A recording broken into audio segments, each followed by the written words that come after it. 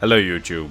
Tamriel is full of interesting factions and groups, but in my opinion one of the most interesting factions to grace the face of Tamriel is House Ravenwatch, a house of non-evil vampires who look to control their evil and bloodthirsty urges and live peacefully alongside mortals.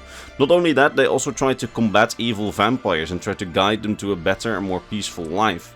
With such a premise, a video on this faction was long overdue, so strap yourselves in as today we're looking at House Ravenwatch.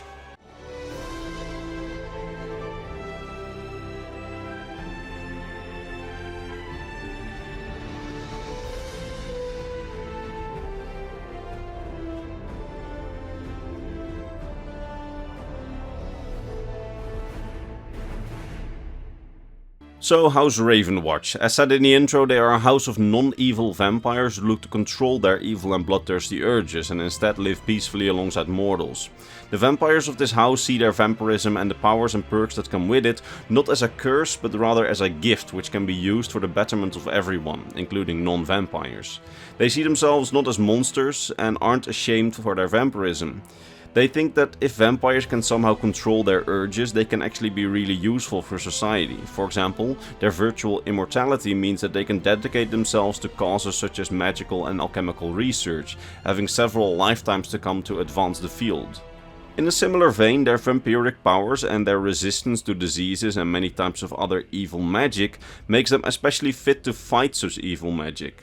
This is why, next to helping the community through stuff like research and brewing potions for the sick, the members of House Ravenwatch also travel all across Tamriel to fight other evil vampires, and if possible, they will always try to convince the vampire that they defeat to stray away from their evil path and come with them, in order to have themselves trained against their evil urges. Killing other vampires is always a last resort for the members of the house, no matter what they have done, as the members of House Ravenwatch know all too well that vampirism can lead individuals to evil deeds if they are not properly trained to resist them.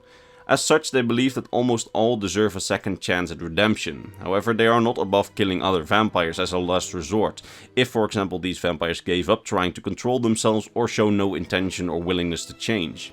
Now, if a vampire is found by a member of the house, they will be taken to Castle Ravenwatch, a castle in a remote part of northern High Rock, where the members of House Ravenwatch assemble and are trained. The initiate is then kept at the castle and trained by another member of the house. They are free to roam the castle, but they need to remain inside at least until their training is completed and that they can prove that they can control their urges. Now, one particular problem that the house has to deal with is that part of being a vampire involves having to regularly consume blood, mortal blood to be specific, because if a vampire doesn't consume blood for too long, then they will eventually lose their mind and become feral vampires. In order to deal with this problem, House Ravenwatch actually pays local mortals to basically donate their blood to the house, and sometimes they even host willing mortals at their castle that allow the vampires to feed on them in exchange for money, goods or services. It's all done on a transactional or voluntary basis, as the vampires of House Ravenwatch do not enthrall mortals for this purpose. New initiates are taught how to feed on these willing mortals in the least painful way that doesn't infect them and with moderation so that the mortals don't lose too much blood. It's hinted at that new initiates will have to undergo several tests in order to prove themselves that they can actually control their urge for blood and their evil tendencies. When they finish their training and they have proved themselves, the leader of House Ravenwatch will adopt them into the house as a full-fledged member, after which the member is free to go wherever they want, as long as they dedicate themselves to peaceful coexistence with mortals. Although many members actually tend to stay behind with the other members and also dedicate themselves to the house's second cause, combating evil vampires and helping the mortals of the world using their gifts. Now, for some history, the house was founded somewhere in the First Era by the High Elf vampire Verandis Ravenwatch. You see, Verandis was once part of the Grey Council and the Grey Host, a faction which definitely deserves its own video and plays a big role in the Skyrim DLCs of the Elder Scrolls Online. But in short, the Grey Host was an alliance of vampires, werewolves and other supernatural beings, with which Verandis assumed that he would be able to do a lot of good, until it became clear that the Grey Host was getting warped and started committing evil deeds, which led him to leaving the Grey Host, realizing his mistake to join them, and he then tried to find a new purpose. He then found that new purpose in the founding of House Ravenwatch in northern High Rock, his own organization of vampires that he would dedicate to controlling their vampiric urges, combating evil vampires, and with the long-term goal of getting accepted by the mortals of the world as a normal part of the community. Now, over the centuries, he definitely succeeded in this, at least to a degree. While he never advertised his house as being vampires all that much to all the mortals of the world, he never shied away from the fact either, being honest to all mortals that he met. Eventually, he also connected with the local nobility of the region. Being upfront about his situation from the get-go, they were quite wary of him, but over the centuries, the local Breton nobility of High Rock actually warmed up to Verandis and House Ravenwatch. And when the region was united for a while under a king somewhere in the late 1st or early 2nd era, the king of the region even bestowed the title of Count upon Verandis and made his house, House Ravenwatch, an official noble house of High Rock, as a reward for their contributions to the region. House Ravenwatch was very respected during this period. While not all the citizens of High Rock knew about their vampirism due to the prejudice against vampire kind, it was kind of an open secret among all the nobles who held connections with House Ravenwatch and the mortal peasants living in Castle Ravenwatch's environs. Now, over the centuries, Verandis also garnered quite the reputation as a learned man, using his long lifespan to become a respected scholar of history, a history that he, for a large part, actually personally lived through. The nobles of the region would even start sending their own children to Castle Ravenwatch to be educated by Verandis, which kind of shows how much trust there was in him and his mission. Among these children sent to study at the castle was Emeric of Cumberland, the same kid who would later grow up to become High King Emeric of the Daggerfall Covenant. And as such, Count Verandis Ravenwatch became one of his childhood tutors and a lifelong trusted friend and ally. Count Verandis was among the first nobles of High Rock to support Emeric's claim to the throne, and he also used his influence in northern High Rock to sway the nobles to Emeric's side.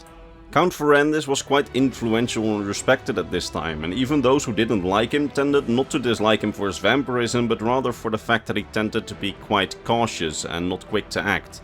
And in some cases they even disliked him for the fact that he wouldn't purposefully infect them with vampirism, as that was against the rules of his house. Now, during our playtime in the Elder Scrolls Online, we can meet several members of House Ravenwatch who play significant roles in several questlines and quests, which, in my opinion, mostly all range from pretty good to really good questlines, so I can definitely recommend you playing them. We can meet almost all of the gang's prominent members in the main questline of the Rivenspire region in northern High Rock, in which the Ravenwatch clan plays a significant part in dealing with the threat of the region. There we first meet Count Verandis, the wise leader, the second in command, the Khajiit Adusadaro, and the aspiring young vampire member Gwendis. During that questline we can actually help recruit several new members into the fray as well. Now, each of the members would appear again later in DLC stories, especially in the Western Skyrim and Markarth DLCs, which are all centered around vampires, and as such, House Ravenwatch makes quite some heavy contributions to these storylines, including one of their newest members, a high elf vampire named Fenorian, who is hands down one of my favorite characters, not least due to his voice actor.